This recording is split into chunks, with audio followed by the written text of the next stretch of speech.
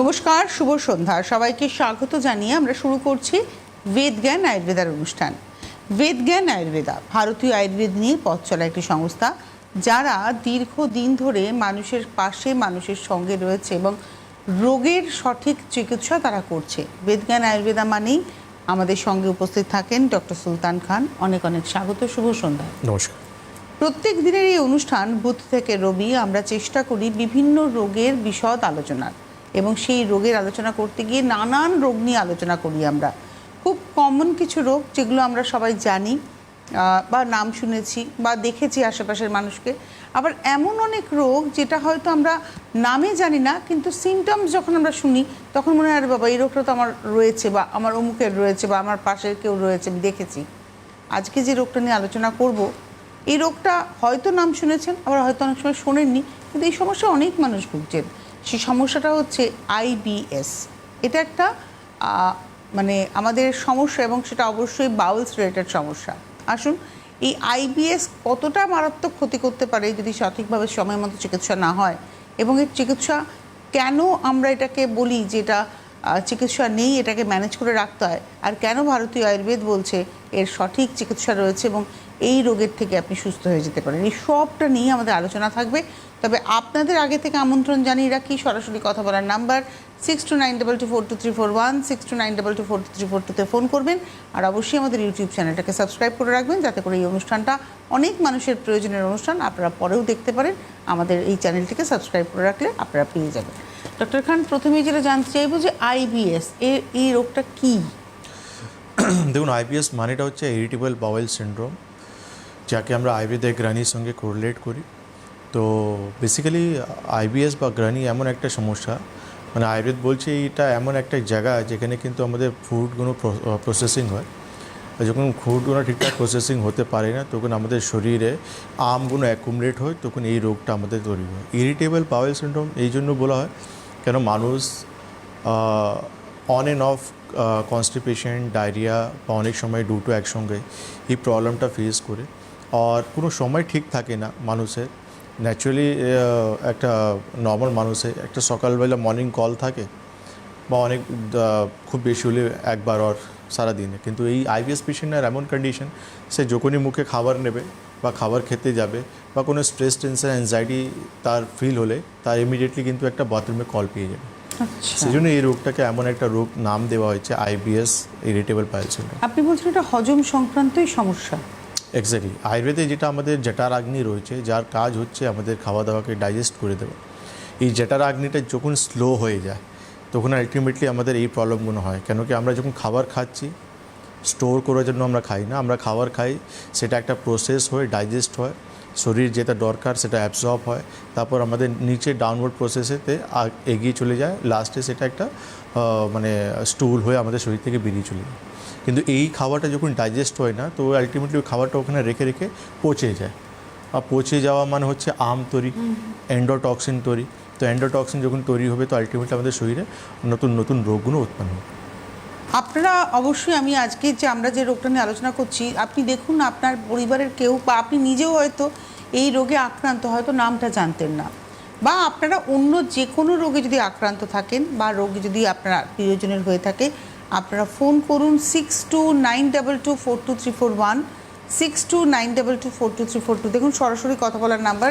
এখানে ডক্টর খান রয়েছেন, আপনি যদি বলেন, ফোন করে আপনি প্রবলেম বললে উনি জানিয়ে দেবেন যে ট্রিটমেন্ট কিভাবে হবে বা আছে কি না আদৌ। আর অবশ্যই হেল্পলাইন নাম্বারে ফোন করুন, এটা বুকিং নাম্বার। যারা আসতে চাইছেন দেখাতে, তারা এই নাম্বারে ফোন করে অ্যাপয়েন্টমেন্ট করে চলে আসবেন। আপনি একটু আগে বলছিলেন যে কখনো এটা মানে লুজ মোশন হতে পারে, কখনো এটা কনস্টিপেশন হতে পারে, বা কোনো কোনো ক্ষেত্রে দুটোই হতে পারে।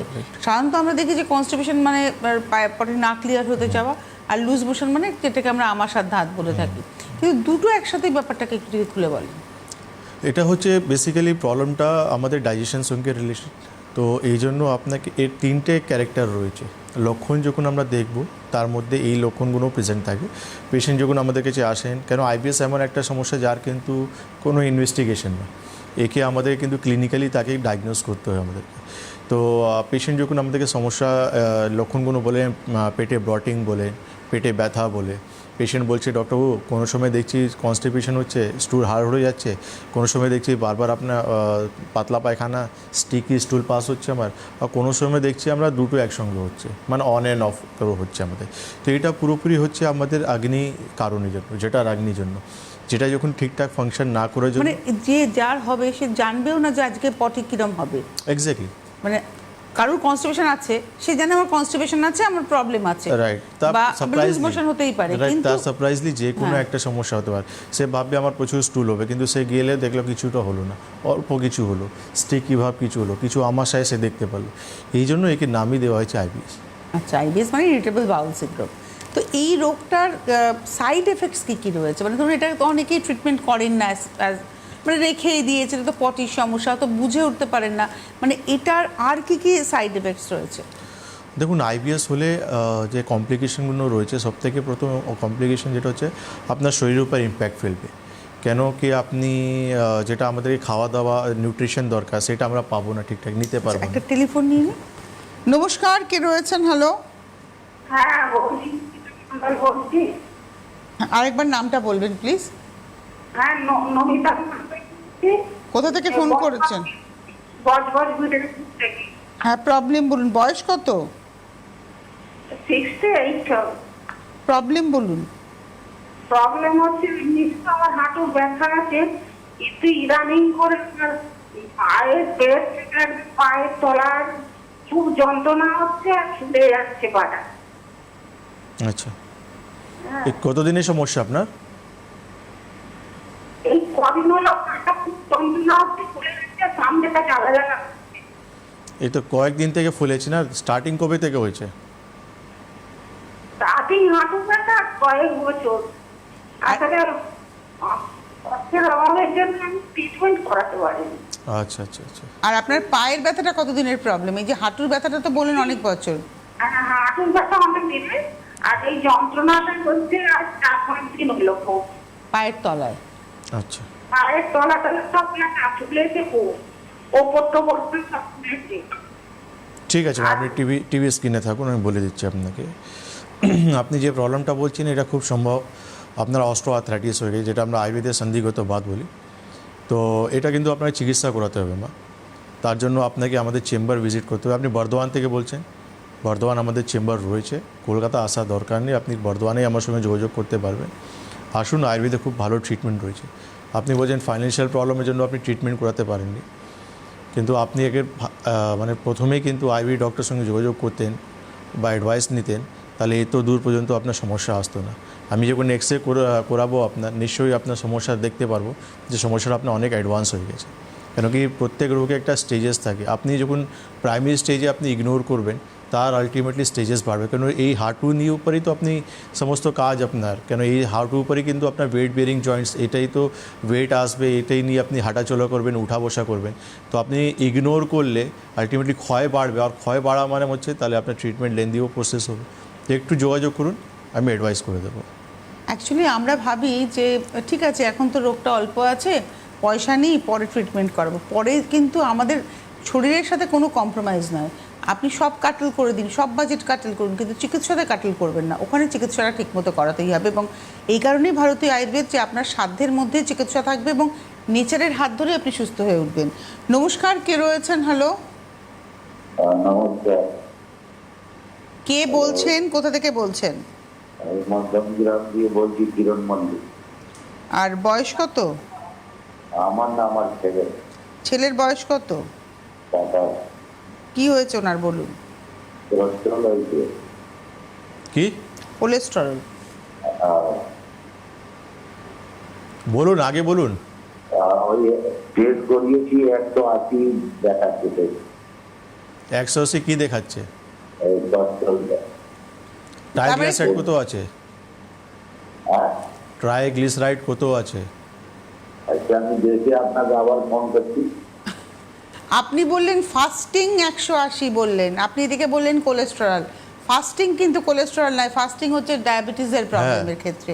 আগে সঠিকভাবে জানুন কি রোগটা হয়েছে। কি পরীক্ষা করিয়েছেন আপনি? ওই কোলেস্ট্রল দেখেছে একটু।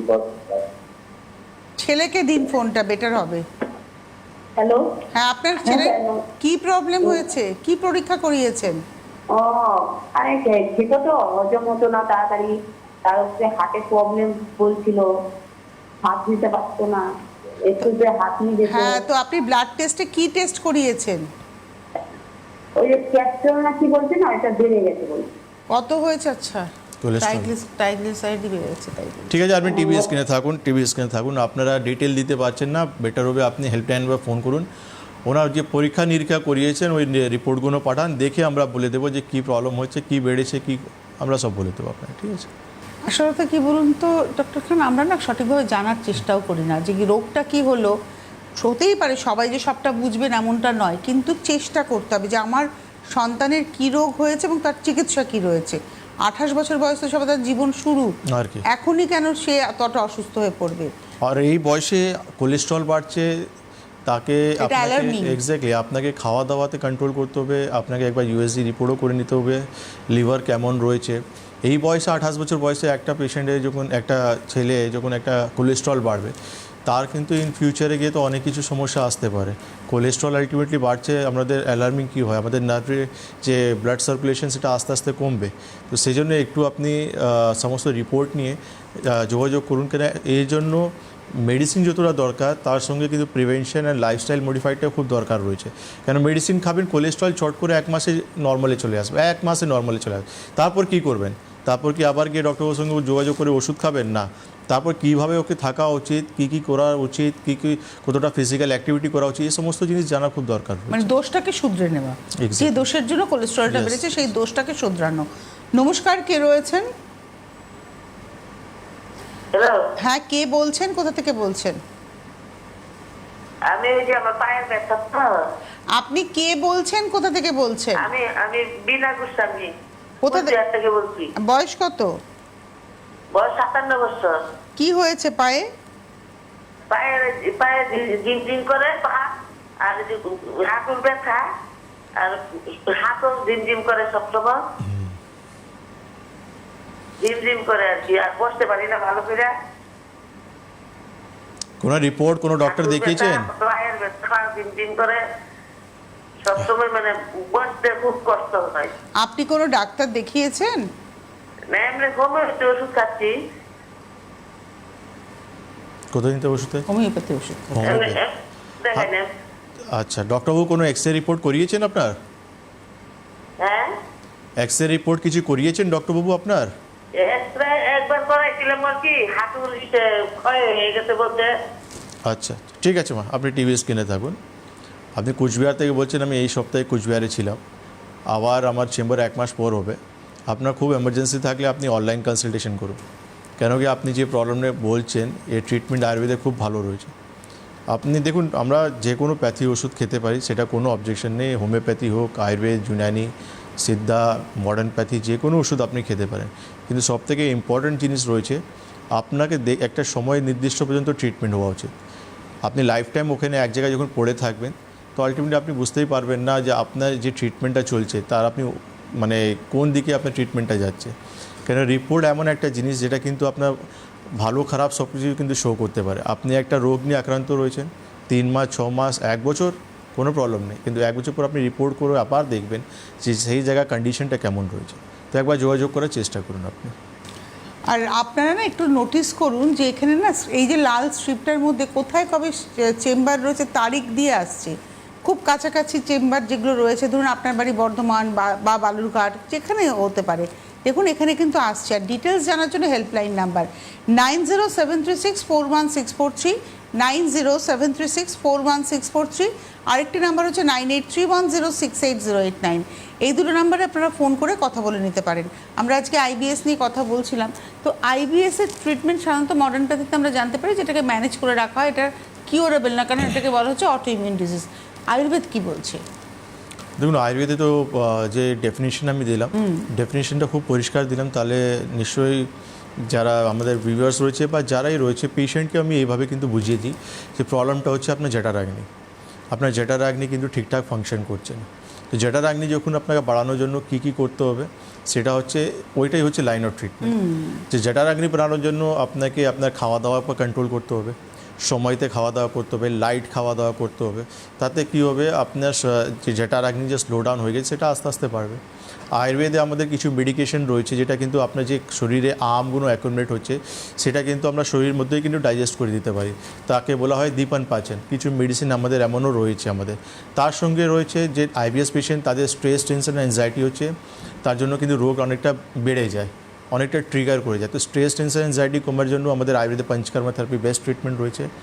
আর একটা প্রবলেম হয় যেটা হচ্ছে গাট ব্রেন ব্যারিয়ার যেটা থাকে, কানেকশন যেটা থাকে, সেটা কিন্তু ডিসকানেক্ট হচ্ছে। মানে আমি খাবার খাচ্ছি, আমার কিন্তু দুটো রুটি খাওয়ার পর পেট ভরে যাবে, কিন্তু একটা আইবিএস পেশেন্ট সেটা কিন্তু বুঝতে পারবে না। আচ্ছা, সে কিন্তু ওভার ইটিং করে যাবে, সে খেতেই যাবে, সে আমার খিদে পেয়েছে বা অ্যাবনর্মাল টাইমে খাবে বা যেটা খাওয়া উচিত না সেটাও খেতে চলে যাবে, এমন কন্ডিশন হবে। তো সেই জায়গা কিন্তু আমাদের আয়ুর্বেদে এমন কিছু ওষুধ রয়েছে যেটা কিন্তু ব্রেন অ্যান্ড গাটকে কিন্তু ভালো রাখতে পারবে, তার কানেকশনটা কিন্তু ভালো রাখতে পারে। তো আয়ুর্বেদে যে ট্রিটমেন্ট রয়েছে আইবিএস পেশেন্টকে, তা সেই জন্য আমরা বলি আইবিএস রোগটাকে আপনি আয়ুর্বেদিক ট্রিটমেন্ট করলে এটা কমপ্লিটলি আপনি কিওর করতে পারেন। কেন তার কমপ্লিকেশন যেটা আপনি জিজ্ঞেস করছেন, আমি বললাম শরীরে ইম্প্যাক্ট ফেলে, তা নিউট্রিশন আমরা পাবো না, তো ন্যাচুরালি আমার হিমোগ্লোবিন ফল হবে। আচ্ছা, আমি বারবার যখন বাথরুমে যাব তো আমার কিন্তু পাইলস, ফিশার, ফুস্টুলা বা প্রোল্যাপস হওয়ার চান্সেস থাকবে, রেকটাম প্রোল্যাপস হওয়ার চান্সেস থাকবে। এবং আমি ভীষণভাবে ইন্ট্রোভার্ট হয়ে যাব, ঘরের মধ্যে আটকে যাব। শিওর। আর আপনি এই প্রবলেমটা নিয়ে সবসময় একটা মেন্টাল সমস্যা থেকেও আপনি সাফার করবেন যে আমি অফিস যাব কি যাব না, বা আত্মীয় বাড়ি যাব কি যাব না, বিয়ে বাড়ি যাব কি না, বা কোনো ভেকেশনের জায়গা ঘুরতে যাব কি না। কেন আপনার সবসময় মনে একটা কোয়ারিজ চলতে থাকবে যে আমি খেলে তো আমাকে বাথরুম যেতে হবে। আর বাথরুম মানে যদি মনে হয় তাহলে এরা চাপতেও পারেন না, একদমই নেই, একদমই নেই। এনাদের একটা ফোবিয়া হয়ে যায় যে যেতেই হবে, গিয়ে একবার আসবে, একবার গিয়ে আসবে, হ্যাঁ ঠিক আছে হচ্ছে না সেটা আলাদা ব্যাপার, কিন্তু ফোবিয়া থাকে সেটা যেতেই হবে, তাকে যেভাবে হোক যেতেই হবে। নমস্কার, কে রয়েছেন? হ্যালো, হ্যাঁ, সুফল অধিকারী, সুফল। কোথা থেকে ফোন করেছেন? আরামবাগ থেকে। বয়স কত? বয়স আমার ধরুন ওই 38-40। আচ্ছা, বলুন কি প্রবলেম? প্রবলেমটা হচ্ছে আপনার ওই বাসের ব্যাপার। আমার স্ত্রীকে তো কথা বলবেন। প্রবলেমটা কার, আপনার না আপনার স্ত্রীর? আমার স্ত্রীর প্রবলেমটা। আচ্ছা, ওনার বয়স 40 বছর? হ্যাঁ, ওই 38-40 হবে। দিন ওনাকে ফোন। হ্যালো, বলুন। বলুন। হ্যাঁ, এই যে মাঝে মধ্যে কোমরে লাগছে, কোমর থেকে শিরদাঁড়ায়, শিরদাঁড়া থেকে পায়ে, যখন লাগছে মনে হচ্ছে বিশাল ব্যথা। তারপর যে বাসে কিছু থেকে হচ্ছে না বুঝতে পারছি। কতদিন থেকে হচ্ছে এটা? এটা হচ্ছে হয়ে গেল কিছুদিন, 6 বছর হয়ে গেল। মাঝে মধ্যে লাগছে, আবার মাঝে মধ্যে কোথাও কিছু নাই। আচ্ছা, মানে স্পাইন আর হাঁটু বললেন তাই তো? কোমর হ্যাঁ, কোমর, ঘাড় আর হাঁটু। কোমর আর পিঠের শিরদাঁড়ার ওপরের দিকটায়, আর ওই পায়ের নিচে, পায়ের ওপরের দিকটায়। পায়ের মধ্যে কোনো কিছু নেই, পায়ের ওপরে, পায়ের পাতার উপরে, তাই তো? জাং। আচ্ছা, থাই। থাই। আচ্ছা, আর হাতে অঙ্গুলগুলো এইসব কি ব্যথা হয়? না। ওইসব ব্যথা হয় না, ঠিক আছে। আপনি টিভি স্ক্রিনে থাকুন। দেখুন মা, এটা আপনি বুঝবেন না, সেটা বোঝানোর জন্য আমরা রয়েছি। আপনাকে একবার আমাদের চেম্বার ভিজিট করতে হবে। আপনি আরামবাগ থেকে বলছেন, আপনি বর্ধমান, আপনার সুবিধা হবে, আপনি বর্ধমান চলে আসুন, ওখানে আমাদের চেম্বার রয়েছে। আপনি একটাই কাজ করবেন, একটা হচ্ছে আপনি কোমর আর একটা ঘাড়ে আপনি এক্সরে করিয়ে নেবেন, ঠিক আছে? এই দুটো এক্সরে করে আপনি আমাদের চেম্বার ভিজিট করুন, আমি পুরো ডিটেল করে দেবো যে কী কারণের জন্য এই সমস্যাটা হচ্ছে। আর আপনার বয়স খুবই কম, এখন থেকে আপনাকে কিন্তু আপনার রোগটাকে নিয়ে চিন্তা করতে হবে, নাহলে যত দিন যাবে। আমি কালকে মাইলোপ্যাথি নিয়ে সমস্যা প্রোগ্রাম করছিলাম, অনেকবার এখানে রেডিকুলোপ্যাথি নিয়েও প্রোগ্রাম করেছি আমি।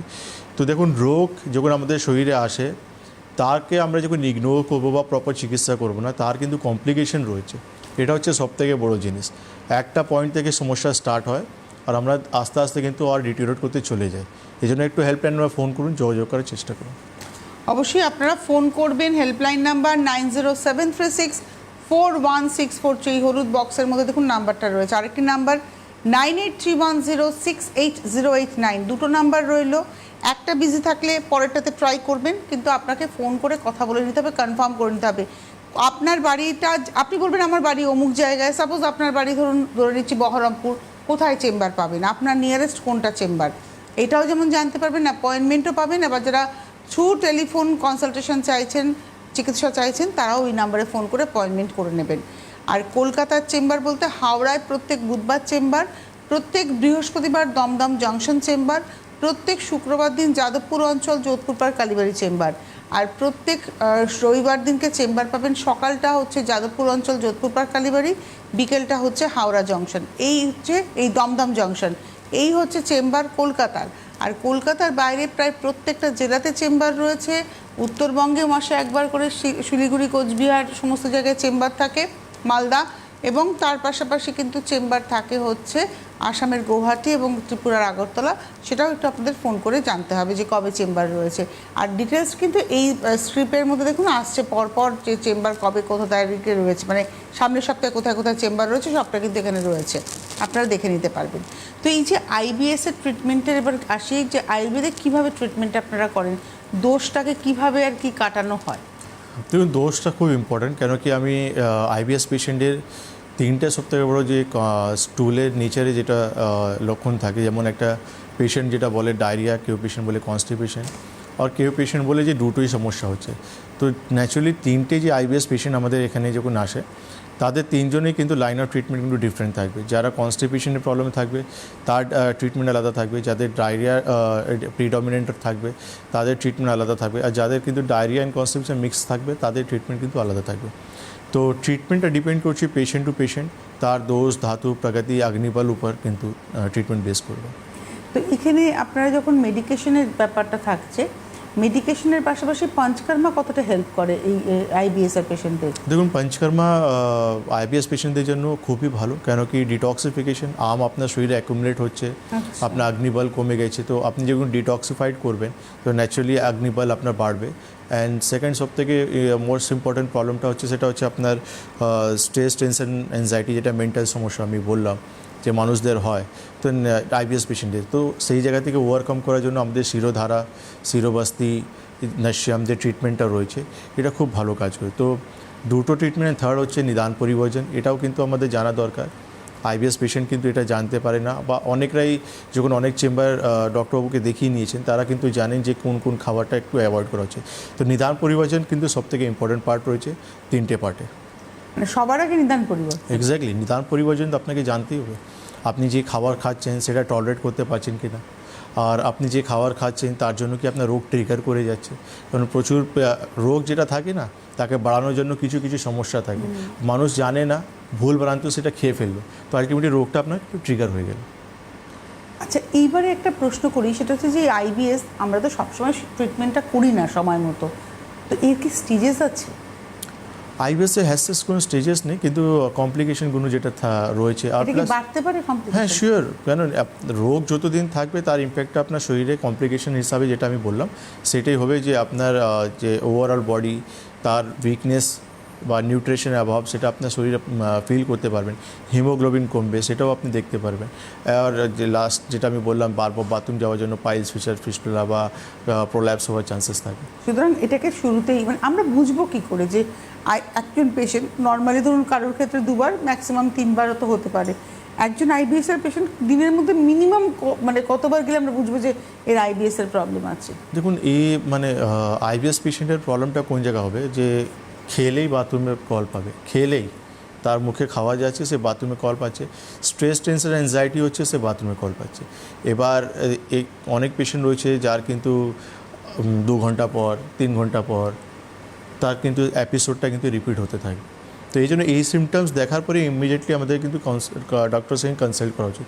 কেন প্রাইমারিলি যে মিস্টেকগুলো হয়ে যায়, যে কারো ডায়রিয়া হচ্ছে সে অ্যান্টিবায়োটিক খেয়ে ফেলে, যার কনস্টিপেশন এই হচ্ছে। জায়গাটা আমি আসবো আলোচনাটা, এটা খুব গুরুত্বপূর্ণ। নমস্কার, কে রয়েছেন? হ্যালো, হ্যাঁ বলুন।